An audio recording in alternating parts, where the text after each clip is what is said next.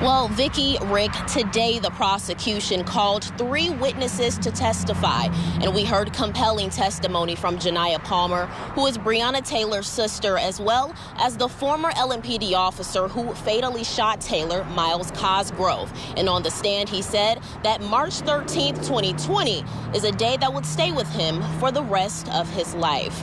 Now, Cosgrove and Hankison were on scene for the deadly raid at Taylor's apartment, and both fired shots in the home, but Cosgrove fired the shot that killed Breonna.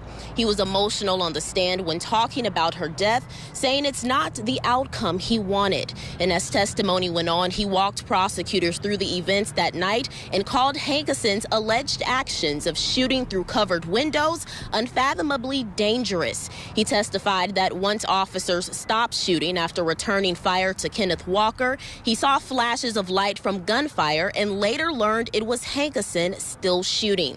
Cosgrove also testified that he could not see into the apartment through the windows, even when he shined a light on it, which is a crucial point in the prosecution's case. Now, prior to Cosgrove, Taylor's sister, Janiyah, took the stand. She lived with Taylor and was not home that night, but told the court she gets nervous when reliving this devastation. She explained to jurors as they were shown photos of the apartment how it was in disarray and where bullet holes were in her room and her bathroom. And when briefly questioned about Jamarcus Glover, Taylor's ex-boyfriend who was at the heart of LMPD's investigation, she testified that he did not live at Taylor's apartment.